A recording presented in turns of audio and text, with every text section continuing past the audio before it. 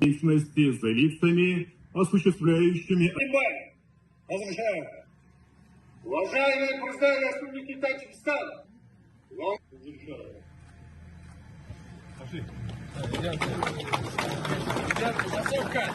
Массовка тоже.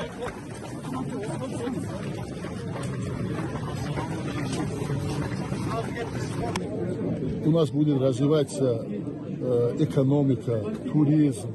У нас есть соглашение с Агдийской области, с Бакинской области в сфере развития туризма, в сфере развития экономики, создания совместных предприятий. Мы будем работать в сфере спорта, образования, медицины.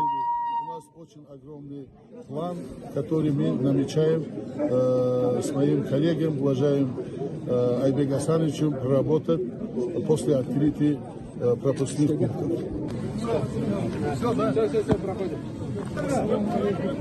Bir tuğan singlim şu yakta, Neptavat'ta. Şunu kurayın dep geldim ben özüm ana ırtıyızda, çınar baktım tuşudan şöyle yaşayın. Кыргыз-тажик чек-арасы 2021 жылы каргашалы окуядан бери жабык болуп, бүгүн алдын салтанаттуу түрдө ачылышы болду. Бул жака этникалык кыргыздар, тажиктер, бири-бири менен көрүшө албай жүргөн тууган тааныштары менен бул жерде жүздөгөн жарандар келип бири-бири менен сагынычын жазышып, көрүшүп аткан убагы.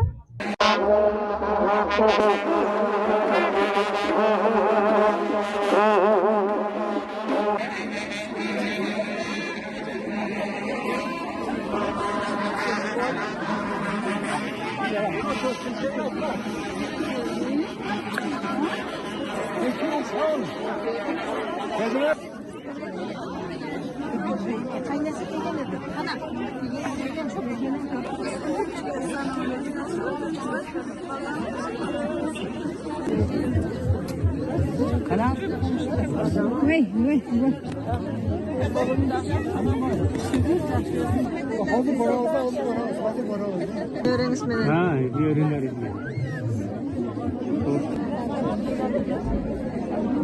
4 yıldan beri görüşmüyoruz. 7 yıl bolup kaldı. Men Matbar ayılından geldim. Birde komşularım, sindilerim menen uçuraşıp, öte kuvanyışka batıp turgan kezimiz. Şu yol jabılgan bolsa, şu koronavirusdan aldım. Bütün bir tuğan aka-ukalarim şey yaptı ele. Şular menen görüştüm, men ayabay kuvanычтамын. Prezidentlerimizden Allah razı olsun. İlahi'nin dostluğunuzu diliyoruz.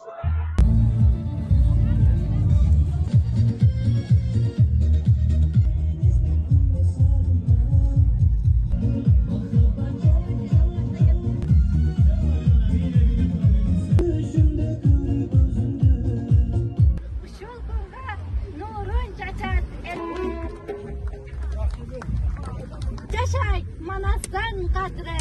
Hoş geldiniz.